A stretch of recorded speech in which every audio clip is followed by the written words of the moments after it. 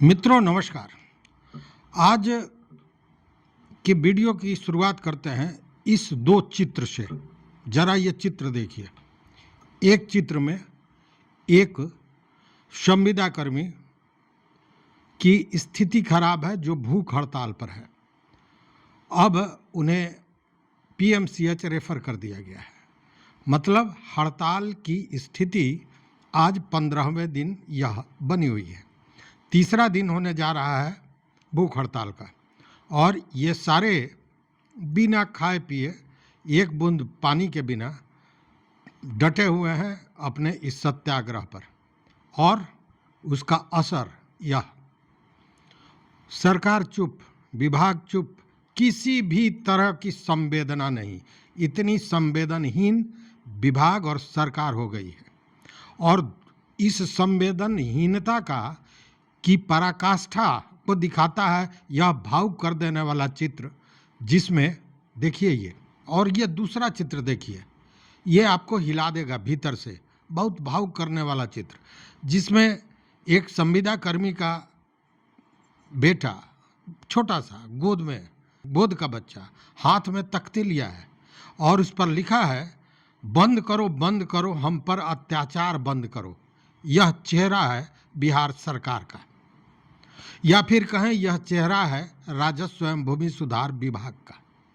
आप जो मान लीजिए, क्योंकि सरकार के अधीन ही यह विभाग है, और अगर इस पर विभाग कोई कार्रवाई नहीं कर रही है तो सरकार को देखना चाहिए। लेकिन स्थितियां बद से बदतर होती जा रही हैं।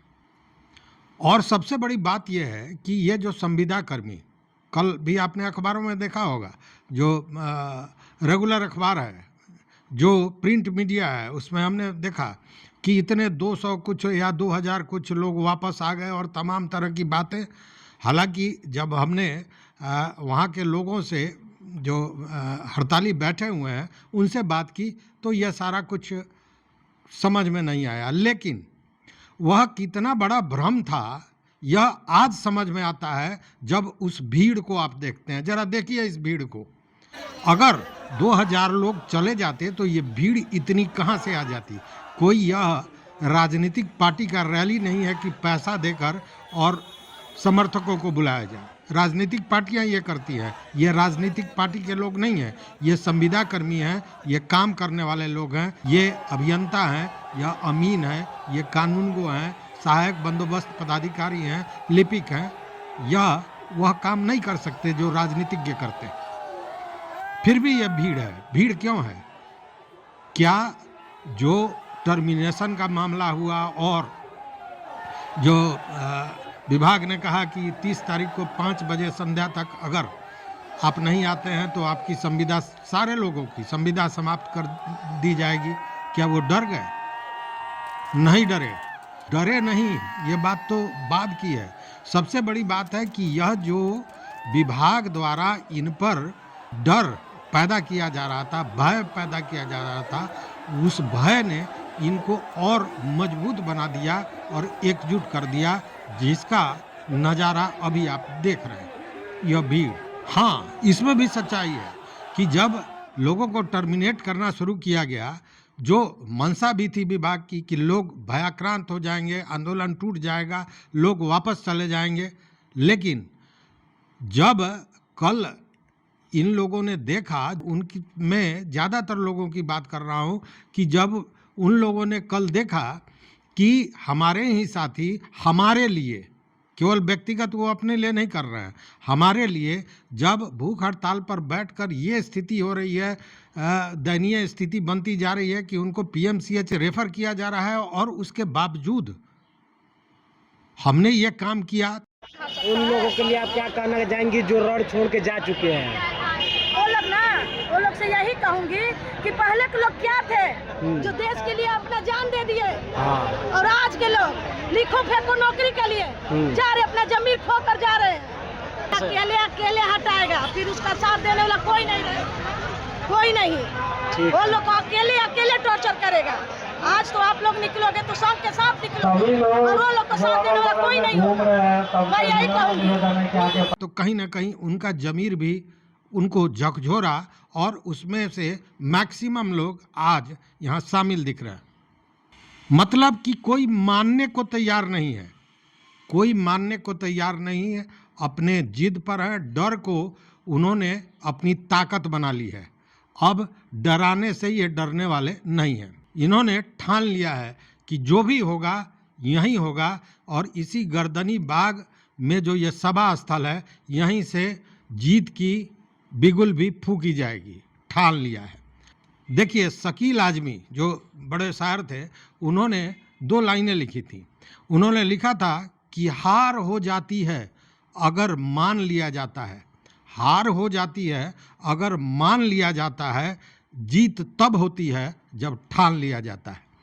तो जो ये संविदा कर्मी हड़ताली हैं, इन्होंने ठान लिया है कि अब चाहे जो भी हो यहाँ से वापस नहीं जाएंगे, जो भी होगा फैसला यहीं से होगा। अब आज की स्थिति देखिए, आज की स्थिति यह है कि जो भूख हड़ताल पर लोग थे वो कहीं ना कहीं ज़्यादा परेशानी में दिख रहे हैं, तबीयत बिगड़ती जा रही है। अब तक 3 लोग पीएमसीएच रेफर किए जा चुके हैं। और एक चेहरा यह भी देखिए, बड़ी हंसी आती है, विडंबना है। ये जो सरकार और इनकी योजनाएं होती हैं उसकी विडंबना है। एक संविदा कर्मी जो दिव्यांग हैं, जो भूख हड़ताल पर बैठे हैं, उनकी स्थिति बिगड़ी, पीएमसीएच गए और उस दिव्यांग के लिए भी कोई मरमाहत नहीं है, क्योंकि इनकी संवेदनाएं, सरकार में बैठे हुए लोग, पदाधिकारियों की संवेदनाएं समाप्त हो गई हैं। उनकी संवेदना एक ही जगह होती है कि अपने लिए कैसे करें, चाहे वो जो भी हो। अपना स्वार्थ जहाँ होगा वहीं उनकी संवेदना जागती है। तो इस दिव्यांग की ये हाल है। और जब लोगों ने इस दिव्यांग संविदा कर्मी को देखा है इस स्थिति में, उसके बाद लोगों में एक तरह से कहें कि आक्रोश बढ़ गया है। और आक्रोश की स्थिति यह है कि इसी आक्रोश ने यह जो आंदोलन था उसके रूप को बदल दिया। अब देखिए, कल तक जो जिंदाबाद के नारे लगते थे, आज वो नारे बदल गए। आज मुर्दाबाद का नारा लग रहा है। पहले मंच पर जो चित्र हुआ करता था वो ये चित्र था, जिसमें माननीय मुख्यमंत्री नीतीश कुमार संविदा कर्मियों को नियुक्ति पत्र दे रहे हैं। अब ये बदल गया है। अब ये दिखाई दे रहा है कि विभाग के बूट के तले, जूते के तले रौंदा जा रहा है, किस तरह इनका शोषण किया जा रहा है। आज मंच का जो बैकड्रॉप है वो ये बना हुआ है। स्पष्ट है कि स्थितियां बदल गई हैं और अब इसका रूप भी बदल गया है। और सबसे बड़ी बात है कि अब जिस स्थिति में ये आ गए हैं संविदा कर्मी जो हड़ताल पर बैठे हैं, उनके लिए अब कोई रास्ता छोड़ा नहीं है विभाग और सरकार ने। एक ही रास्ता है और वो रास्ता है करो या मरो। हालांकि आज 15 दिन बीत गए और 15 दिन में भी विभाग की ओर से किसी भी तरह के वार्ता की बात नहीं हुई, चर्चा की बात नहीं हुई। ये सारे जो कर्मी थे कल तक कह रहे थे कि हमारे अभिभावक हैं, आप ही ने हमें नौकरी दी हो, एक बार तो बुला के देखिए, एक बार तो बात करके देखिए। लेकिन कोई बात करने को तैयार नहीं था। आज ऐसे जो सुनने में आया, अब इसमें कितनी सच्चाई है यह मैं नहीं कह सकता हूँ, दावा नहीं कर सकता हूँ। लेकिन आज एक बात उठी कि मंत्री संजय सरावगी आने वाले हैं। संजय सरावगी आएंगे और शायद बात करेंगे कुछ, मतलब सभा स्थल पर कुछ समझाएं, कुछ बुझाएं। देखिए, ये हड़ताल कोई नई तो है नहीं, या मांग भी कोई नई नहीं है। मांग इसलिए नई नहीं है कि 22 में भी इस तरह की चर्चा हुई थी, बातें हुई थी, कुछ समझौता हुआ था, लेकिन उसे माना नहीं गया। तो उन्हीं मांगों में ये 5 मांग उस समय भी था, तो उन्हीं मांगों को लेकर फिर एक बार ये संविदा कर्मी पहुंचे थे और इसको लेकर पूर्व में उन्होंने सूचनाएं दी थी विभाग को, मंत्री को, सारे लोगों को। फिर 4 दिन, 1 तारीख से 14 तारीख तक इन लोगों ने सांकेतिक हड़ताल भी किया था काली पट्टी बांधकर। और पूर्व सूचना दिया था कि 16 तारीख से हम हड़ताल पर जाएंगे, अनिश्चितकालीन हड़ताल पर। और बिहार सरकार मतलब राजस्व विभाग बहुत बड़ा अभियान लेकर आ रही थी, महाअभियान, राजस्व महाअभियान, जिसमें घर घर जाकर लोगों को उनकी जमाबंदी की कागज देनी थी और एक एक कागज को दुरुस्त करना था। तो जब इतना बड़ा महाअभियान था और ये लोग पूर्व से सूचित किए थे, तो अगर सरकार को महाअभियान को सफल बनाना ही था, अगर ये मंशा होती, तो सरकार पहले निश्चित रूप से इन कर्मियों के साथ बात करती। लेकिन विभाग ने, सरकार ने ये बात नहीं किया। मतलब कि यह सब किसी न किसी, देखिए इसके पीछे अगर जाइएगा तो इसमें कहीं ना कहीं कुछ घालमेल नजर आएगा। क्योंकि जिस हाथ से हमको भोजन करना है तो और उस हाथ में गंदगी लगी है या उस हाथ में कोई दूसरा चीज़ पड़ा है, तो निश्चित रूप से उस चीज़ को हम हटाएंगे, तभी तो उस हाथ का प्रयोग करेंगे। तो यहाँ पे तो हाथ पांव जो भी था वो ये कर्मी थे जो 13,000 हैं और इसी काम के लिए इनकी नियुक्तियाँ हुई थी। तो इनसे बात करना था। ये तो निश्चित रूप से अभी भी ये मानना है कि हम तो आपके बच्चे हैं। देखिए, ये जो सत्याग्रह इन्होंने गांधी के बताए राह पर जो सत्याग्रह किया है, वही इस सत्याग्रह को, इस आंदोलन को इतना बड़ा बना दिया। वो एक पंक्ति हमने कहीं पढ़ा था, मुझे याद आ रहा है कि तेरी दहाड़ से ज़्यादा मेरी खामोशी का खौफ है। तो ये खौफ, जो ये आंदोलन है, खामोश है, चुप है, केवल अपनी गुहार लगा रहे हैं, किसी तरह की उग्रता नहीं, किसी तरह का हंगामा नहीं। तो ये खामोशी का खौफ अब सरकार में, विभाग में आ गया है निश्चित रूप से। तभी 15 दिनों के बाद सरकार की आँख खुली है या मंत्री महोदय के आने की बात चल रही है। लेकिन फिर बाद में ये सूचना आती है कि मंत्री महोदय को शायद कोई व्यस्तता रही होगी, समय नहीं मिला होगा, बच्चे भूख हड़ताल पर हैं, उनकी हालत बिगड़े तो बिगड़े, मंत्री जी को क्या है। लेकिन खैर मंत्री जी नहीं आए। इस पर 2 पंक्ति जरूर कहूँगा कि औकात नहीं आँख से आँख मिलाने की और बात करते हो हमारा नाम मिटाने की। आज नाम मिटाने की बात थी। तो बड़ी विभत्स स्थिति है अभी बनी हुई है, जब इन लोगों को, और सबसे बड़ी बात, जो चित्र मैंने आपको पहले दिखाया उस बच्चे का जिसके हाथ में वो बैनर था, पोस्टर है, और वो क्या कह रहा है, जरा सोचिए। दिल दहला देने वाली ये चीज़ें हैं। लेकिन संवेदनहीन सरकार, बहरी गूंगी सरकार को ये समझ नहीं आ रहा है। चूँकि सरकार अभी चला कौन रहा है, सरकार चला रहे हैं पदाधिकारीगण। और इसीलिए बार बार कहा जाता है कि अफसरशाही, ब्यूरोक्रेसी। तो लोग इसको मजाक में लेते थे, जब अपने पर पड़ता है तो समझ में आती है कि ब्यूरोक्रेसी क्या होती है। यही चल भी रहा है और इसीलिए यह आंदोलन और भी मजबूत होता जा रहा है और भी गहराता जा रहा है। पहले केवल संविदा कर्मी थे, कुछ कम थे, उनकी भीड़ बढ़ी। जब ये भूख हड़ताल शुरू हुआ उसके बाद आज की स्थिति यह है कि संविदा कर्मी तो थे ही, उनके अभिभावक, माता पिता, पत्नी, बच्चे, सारे लोगों का जमावड़ा हो गया था और इसीलिए भीड़ इतनी बड़ी हो गई थी।